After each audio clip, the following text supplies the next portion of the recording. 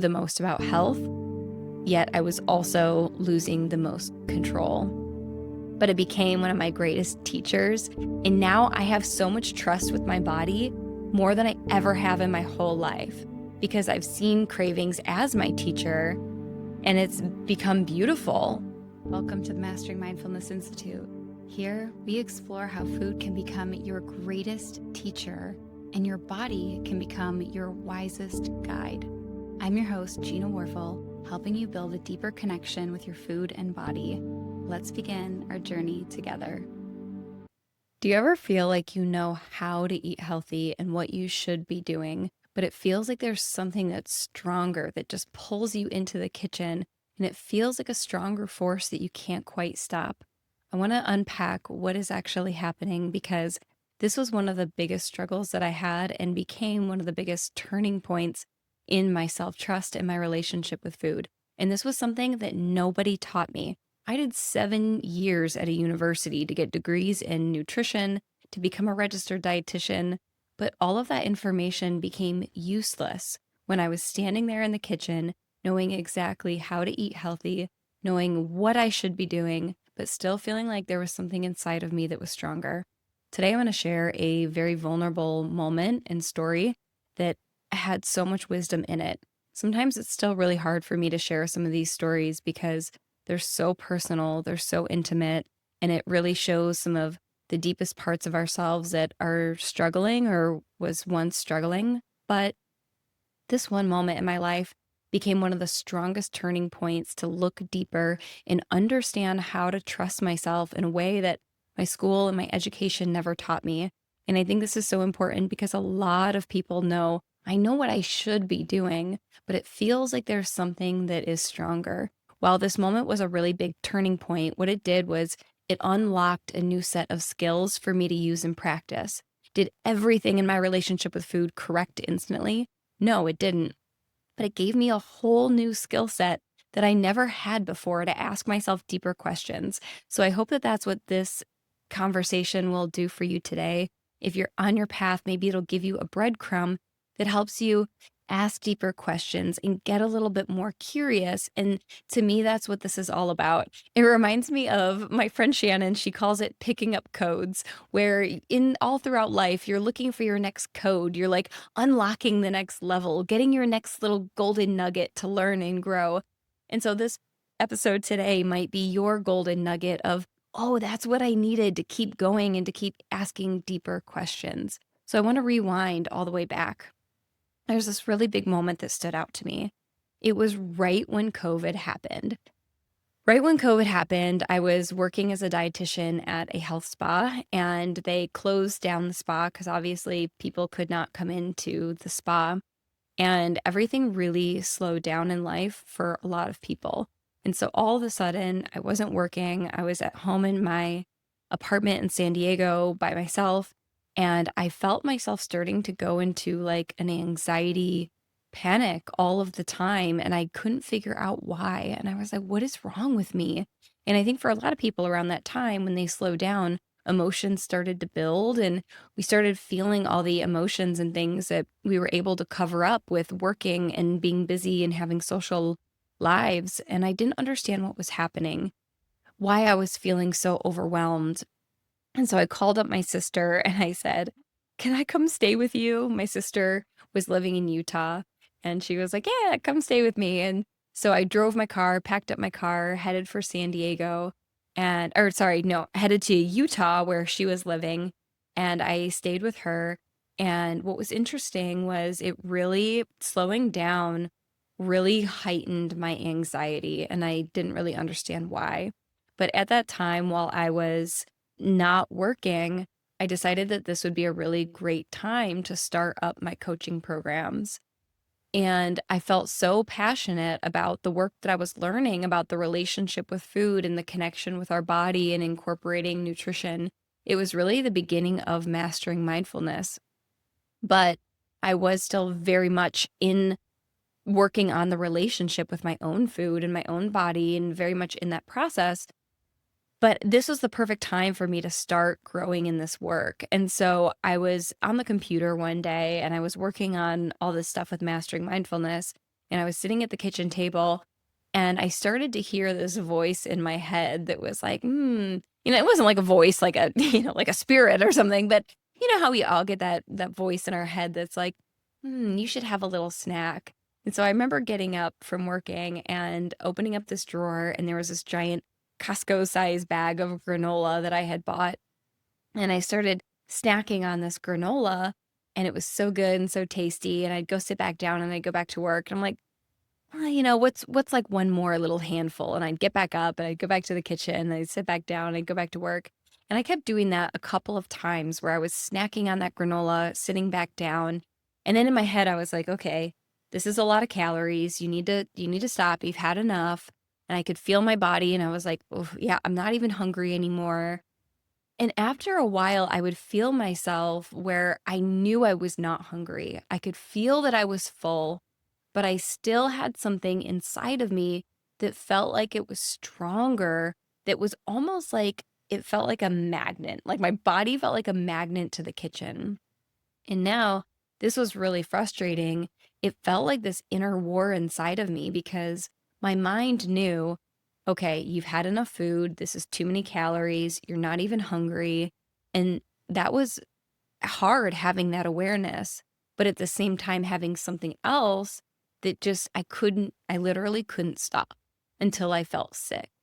And I got so angry, and I had these two parts of me clashing so hard and so intensely that I walked away out of the kitchen so angry and so upset with myself and feeling so much guilt and shame around what had just happened that I went out of the kitchen and I really, for the first time, I wouldn't say the first time, but pretty close to the first time, really sat down and I was like, what is going on here? Like, what is wrong with you? And I started to bring my attention into my body and I started writing in my journal, okay, what is happening right now? And I'm like, okay, there's a lot of anxiety here. Okay, what's underneath that anxiety? Okay, if I could feel and if I didn't judge it, it feels like fear. And I could feel that fear inside of my body. Okay, what's underneath that fear? That I don't know, I don't have all the answers as I'm creating this program. And I might finish the day getting nothing done, not being productive. Like, okay, well, what's underneath that fear of not being productive? Well, I might fail. And if I fail, what's the fear underneath that? I feel worthless. I feel like I'm just existing without doing anything meaningful. And it was in that moment that I could feel underneath that craving, it was helping to distract me from feeling something very terrifying and very painful, which is this fear of failing. And it was so new into this, what I was creating in this coaching program, that my fears ran so deep of, I don't know what I'm doing, and I don't have a job right now, and I don't know what is going to happen. And the craving for food, it was helping me get through that difficult and painful emotion. So my conscious brain, my logical brain was like, what is wrong with you? Why can't you just have more discipline and get a grip? But underneath that, when I looked a little bit deeper and I asked those deeper questions, it was like, this food is helping me feel better while I'm feeling this really deep fear of, what if I fail? And I need help. I need support. So one of the takeaways that I had was that inside of every craving, it's our body saying, listen, you're feeling something, and I'm helping you use food to get through it. But if we look a little bit deeper, the craving doesn't need more willpower. A lot of the time, we don't even need to learn more about nutrition. It's like, I already know what I'm supposed to be doing. But it's when I'm craving a food, it's my body saying, there's something here that's hard for me to feel or experience. And food is helping me regulate that and feel better right now. What makes that so beautiful and so empowering was that the more that I trusted that that craving was my body asking for something, the more I could start to learn about myself. And it actually became not a bad thing, but something that helped me discover myself on a deeper level than what I ever had before. Now, when I was having a craving, I could start to bring my attention inward to myself and say, this is my cue. This is my body asking for something, that I'm feeling something, that there's something I need to know. And so with that knowing, when I realized, one, I'm afraid right now. I'm lost. I don't know what to do next. Okay, I could start to ask myself even deeper questions from there. If I fail, what is the worst that would happen? Well, I have people around me who would be there for me. I would force myself to get out there and get a job until I can figure this out. And two, it also shows me where I might need to get uncomfortable and ask other people for help and support and guidance. I need clarity on the next step to take. This craving became my messenger. It was almost like a divine message of, you need to get out there and ask somebody for help or guidance. And I might not even know where that's going to come from, but I might start looking for it. I might look for it in a friend, in a book, in a podcast. So that craving was not my demise. It was not actually my enemy. It was a message from my soul saying, you need support right now. And you're feeling scared. You're feeling afraid that you'll be good enough if you're not productive enough. Now it became one of the most important teachers of my life. When I saw how important and valuable that was for me, it shifted the way that I view cravings forever. And now that's actually become one of the most important philosophies of mastering mindfulness in my work today. So it's actually kind of funny that I didn't want the craving because I felt like it was negatively affecting my relationship with food, and it was keeping me from fully embodying and living what I believed in mastering mindfulness. But actually, it became one of my core philosophies. So that's kind of interesting. I never thought about that. I'm just kind of talking that through right now. But it's really the biggest philosophy that I have in mastering mindfulness is that our cravings are never the enemy. They're never against us, but they're a message from our body asking to listen and listen a little bit deeper. And that makes sense as to why knowing about nutrition, trying to force myself to not eat just wasn't deep enough, because there was something deeper that my body and my nervous system and my emotions were like, hey, we're trying to get your attention here. Pay attention and listen. So when we do this deeper exploration, that's how we start to build trust with ourselves. And so that really is like the magic of mastering mindfulness, is we go from judging our experience and our cravings to starting to look at them with curiosity and realize that it's the wisdom of our body saying, I need you, I need something, I'm craving food to feel better because there's something that I'm feeling that really needs your attention. And it's been cool to watch my students do that for themselves and unpack and feel, oh, this is what my body has always been asking for. And sometimes maybe it's for 10 years, 20 years. And we get so caught up in feeling like, what is wrong with me? Why can't I just do this? And it's because there's a message that hasn't been felt or received or heard by yourself yet. And once we do, it's like, wow, now I can start asking deeper questions. How do I support myself? What is it that I'm really needing? That is the core seed of trusting yourself, is not by overpowering, but instead by listening. And so here's how you can start that practice. If you notice for yourself that this is something that's very relatable, here's how you can put it into practice. The first thing I needed to start doing was looking for patterns that would repeat.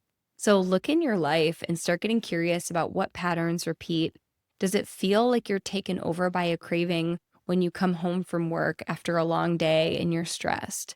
Is it late at night when you're by yourself and feeling a little bit lonely? Like, what is the pattern that repeats? More often than not, it's not sporadic and spontaneous. A lot of the time, it's a pattern that continues to repeat because there's something in this reoccurring moment that's coming up that wants to be heard, or something inside of that. There's some wisdom there. So that's the moment that you want to start getting curious with, is what is the pattern that repeats? And then practicing to pause inside of that moment. This is the first skill that I have all of my students focus on and practice. My students practice pausing for a full month, because pausing is the foundation that everything is built on. When you pause, you extend time, time slows down, and then you can start asking questions inside of that pause. But if you're going on autopilot and you're not pausing and you're grabbing and you're not paying attention, we can't build awareness of what's happening inside of that moment. So a pause gives us more time. And it almost is like where everything stops, and it holds all of this information on what we're feeling and what we're experiencing. So even if you do nothing else but identify what is a pattern that repeats, and practicing to slow down and pause instead of just immediately grabbing a food, practicing to slow down, take a breath in that moment, and it's inside of that pause that you can start getting more curious and asking questions. So a great place to start is just to begin noticing, what am I feeling right now? You might not understand how to completely unpack what you're needing. That might take time, it might take practice. I usually have my students practice for at least a good month or so, where they're asking those deeper questions of, what am I feeling? And what's underneath that? And what's underneath that? Do I have this deeper fear of, if I don't do this, I won't be good enough? Or do I have this deeper fear of, if I don't have connection, I'll be alone and I'll be lonely? And when we understand what the core deeper fear is, then we can start providing self-love. We can start feeling our value and our self-worth, so that even if we don't get enough in a day, we still know that we're important. We still know that we're a valuable human being, because it is our inherent self-worth that we're born with. So it can start to show us these deeper things waiting to be felt. And I believe that maybe this is what we are here for. Was I put on this earth to experience how to know and feel what my true inherent self-worth is, what my self-love is. And I believe that this craving is a message from my heart or my soul that is telling me, you're ready to learn a deeper lesson. But it starts with looking at and feeling, what am I experiencing in this pattern that I've been frustrated with, that I judge, that I've tried to control over and over again. So overall technique that you can practice, identifying what is your pattern, practicing to pause inside of it, and then begin asking deeper questions like, what am I feeling right now? And what's underneath that?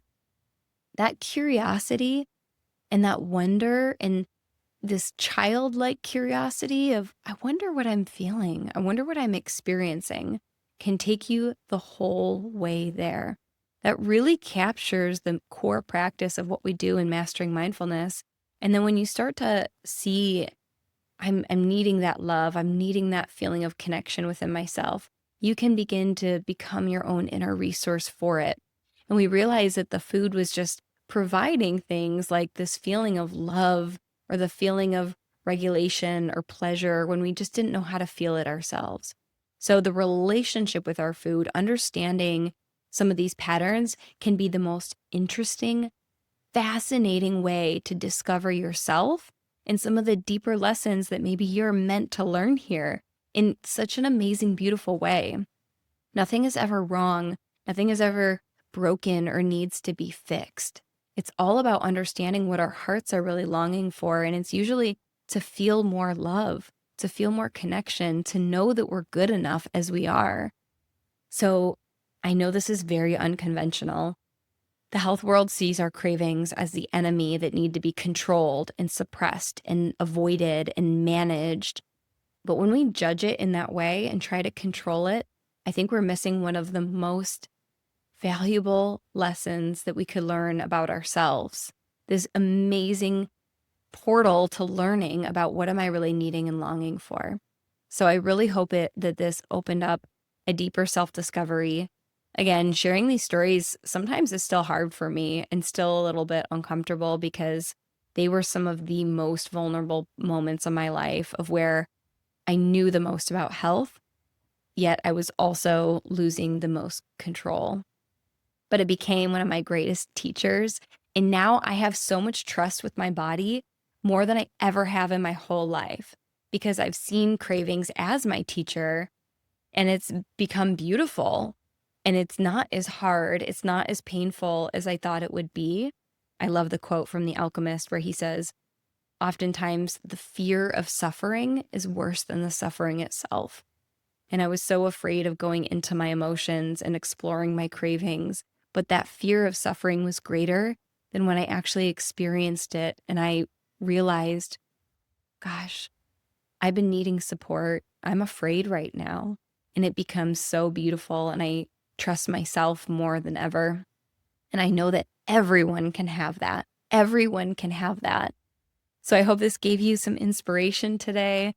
I would love to hear anything that landed with you. You can always connect with me on Instagram. You can always leave comments. You can always reach out. You can email me, whatever you want. I hope you found this valuable. You can always reach out and check out Mastering Mindfulness. I have a free training on there if you're learning about your relationship with food and you want something that can go deeper than this podcast. There's a training called Reclaiming Your Power with Food. It's completely free. So I hope that you stay inspired and keep growing in this deeper relationship with your own body, because there's nothing that I think really matters more. So I hope you enjoyed this, and see you next time.